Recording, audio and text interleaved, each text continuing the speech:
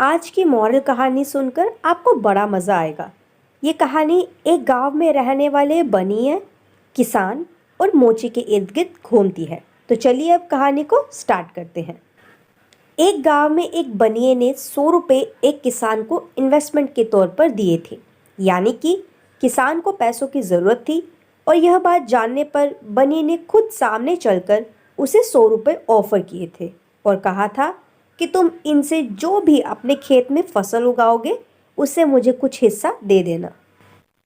इसी गांव में रहने वाला चमार, चमड़े का काम करने वाला, किसी भी तरह अमीर बनने के सपने देखा करता था। चमार ने कई लोगों से पूछा और अलग अलग तरीकों से जानने की कोशिश की कि आखिर अमीर बना कैसे जाता है, लेकिन कोई भी उसे संतोषजनक जवाब नहीं दे पाया। चमार हमेशा देखता था कि बनिया बड़े ठाट बाट से जीता है। उसके पास वह सब कुछ है जो इंसान को चाहिए होता है, यानी कि उसकी नज़र में बनिया अमीर था।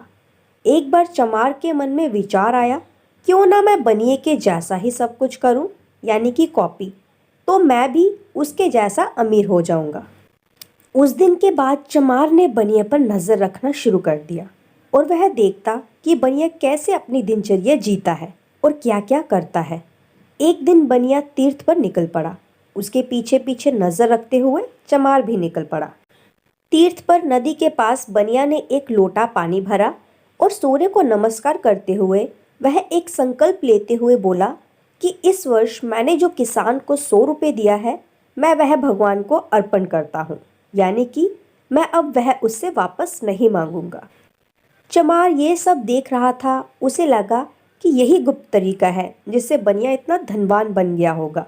चमार के पास पैसे थे नहीं, इसलिए वह वहीं पर बनिया से मिला और उसे बोला कि वह भी यात्रा करने आया है और उसे 100 रुपये की सख्त ज़रूरत है, इसलिए बनिया उसे 100 रुपये दे दे। बनिया चमार को जानता था क्योंकि वह उसी के गांव का था। फिर भी बनिया ने पूछा, तुम्हें किस लिए ये 100 रुपये चाहिए? चमार ने कारण नहीं बताया और बोला कि मुझे बहुत ज़रूरी काम है, आप बस मुझे पैसे दे दीजिए, मैं जल्दी उन्हें वापस कर दूंगा। बनिया ने चमार को 100 रुपये दे दिया और वहाँ से चला गया। बनिया के जाने के बाद चमार ने भी वही किया जो बनिया ने किया था, यानी कि उसने एक लोटा पानी लिया।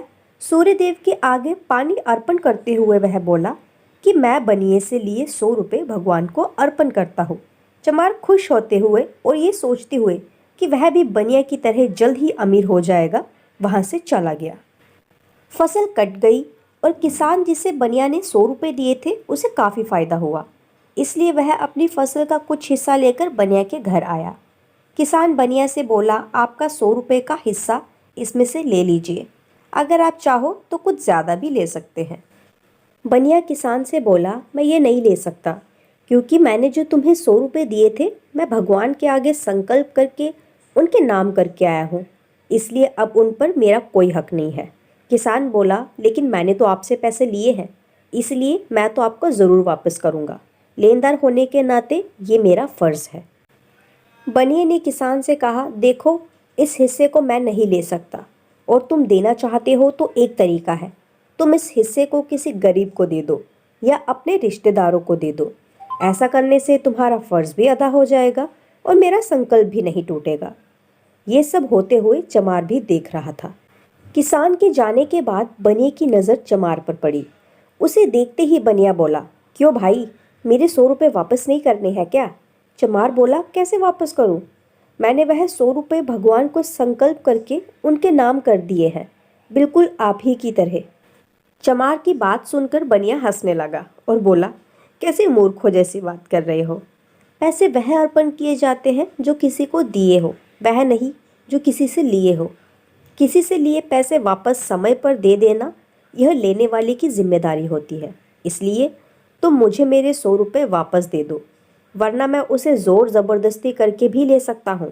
फिर क्या था, चमार करने गया था नकल, लेकिन अपना नुकसान करवा बैठा।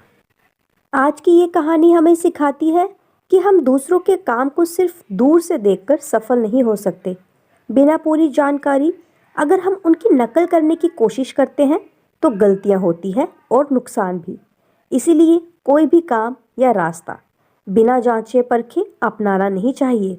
तो आज के लिए बस इतना ही। कहानी पसंद आए तो कहानी को लाइक कीजिए, दोस्तों के साथ शेयर कीजिए और चैनल को सब्सक्राइब करना मत भूलिएगा। मिलते हैं बहुत ही जल्द अगली कहानी के साथ, तब तक के लिए शुक्रिया।